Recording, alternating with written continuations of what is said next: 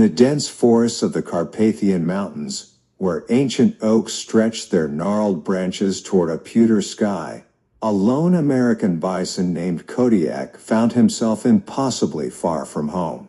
How he had arrived in this foreign wilderness remained a mystery even to him. Fragments of memory suggested a research transport gone wrong, a storm, and the terrifying sensation of falling through darkness. Kodiak's massive frame, built for the endless grasslands of Montana, felt clumsy among the tight-packed trees. His thick winter coat, perfect for prairie blizzards, caught on every low branch and thorny undergrowth. The European forest spoke a different language than the plains he knew, filled with unfamiliar scents and sounds that set his nerves on edge. The first challenge came within hours of his awakening. European wolves, smaller but more cunning than their American cousins, had caught his scent. They moved like shadows between the trees, their yellow eyes gleaming with predatory intelligence. Kodiak had faced wolf packs before, but never in terrain that favored his hunters so completely. The pack leader, a scarred female with one torn ear, circled him with calculated patience. She understood that this massive creature was out of his element, vulnerable despite his intimidating size. The wolves began their harassment campaign at dusk, darting in to nip at his flanks before melting back into the undergrowth. Kodiak's first instinct was to charge, but the dense forest made his usual defensive strategy impossible. Instead, he backed against a massive boulder, using the stone to protect his rear while facing the pack. His breath came in visible puffs in the cold mountain air as he lowered his great head, presenting his formidable horns. The standoff lasted through the night. Wolves would feint attacks, testing his reflexes and stamina. Kodiak remained vigilant, occasionally pawing the ground and snorting warnings that echoed through the forest. By dawn, exhaustion weighed on both predator and prey, but the wolves finally retreated, recognizing that this particular hunt would cost them more than they could afford. With the immediate threat gone, Kodiak faced a more pressing problem: food. The grasses he was accustomed to were nowhere to be found in this dense woodland.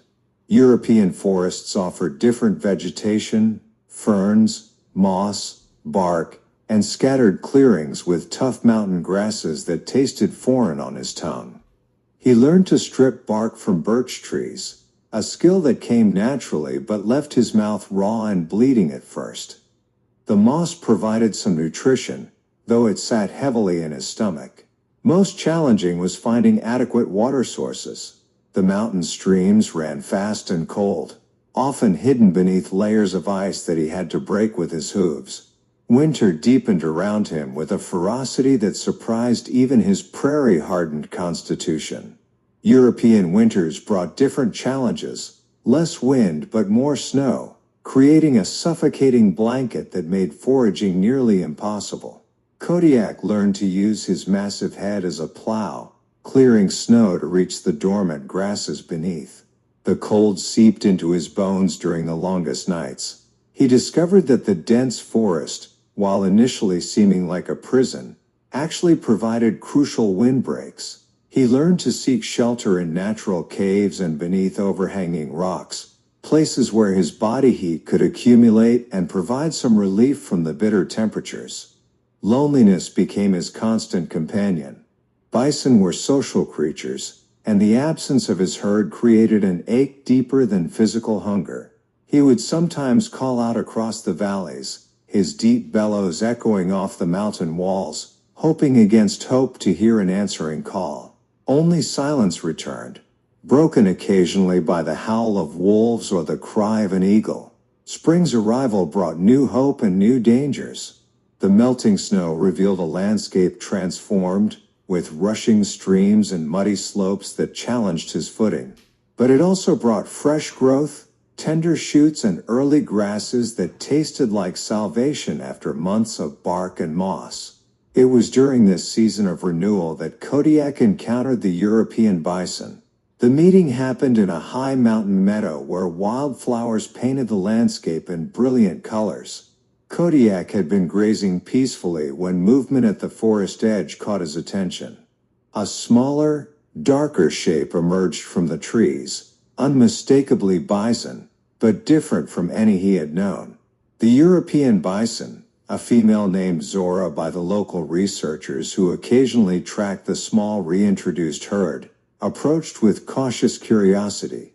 She had never seen anything quite like Kodiak, larger, shaggier, with a different bearing that spoke of vast open spaces rather than forest dwelling. Their first interaction was tentative. Bison communication relied heavily on body language, and both animals had to learn to read the subtle differences in each other's signals. Kodiak's prairie-bred directness initially alarmed Zora, while her forest-adapted wariness seemed almost timid to him. But gradually, understanding grew between them. They began to graze together, and Zora showed Kodiak the best foraging spots that her herd had discovered over generations of forest living. She taught him which plants were safe and which to avoid, knowledge that had cost him several painful nights of digestive distress during his solitary months. Through Zora, Kodiak met the rest of the small European bison herd. There were only 12 individuals, survivors of a species that had once roamed freely across the continent before being hunted to near extinction. Their acceptance of him was gradual, earned through his willingness to adapt to their forest ways while contributing his own strength to their collective survival. The herd's leader, an old bull named Boreas, initially challenged Kodiak's presence. The confrontation was brief but decisive, not because Kodiak dominated through size alone, but because he demonstrated his commitment to the herd's welfare by stepping aside when his presence seemed to create tension. This act of wisdom, rather than aggression, earned him Boreas's respect. Summer brought abundance but also new threats. Human activity increased in the mountains as tourists and researchers ventured into the remote areas. The European bison had learned to avoid human contact, a survival skill that Kodiak had to master quickly.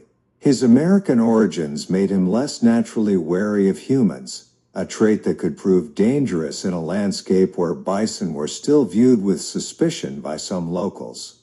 The herd taught him the art of invisibility, how to move through the forest without breaking branches, how to read wind patterns to avoid carrying their scent to human settlements, and how to recognize the sounds that meant danger was approaching. These skills, so different from the open country survival tactics of his birth, became second nature through necessity and practice. As autumn approached, Kodiak faced his first breeding season with the European herd. The dynamics were complex, involving not just physical competition but understanding the social hierarchies that had developed over years of shared survival. His size gave him advantages, but his outsider status required careful navigation of established relationships. The season passed without major conflict, largely due to Kodiak's growing wisdom about when to assert himself and when to yield. He was learning that survival in this new world required not just physical strength but emotional intelligence and social adaptability. Winter's return brought a test of everything Kodiak had learned. This time, he faced the cold not as a solitary refugee but as part of a family. The herd's collective knowledge of shelter locations, food caches, and weather patterns made survival not just possible but almost comfortable compared to his first brutal winter alone.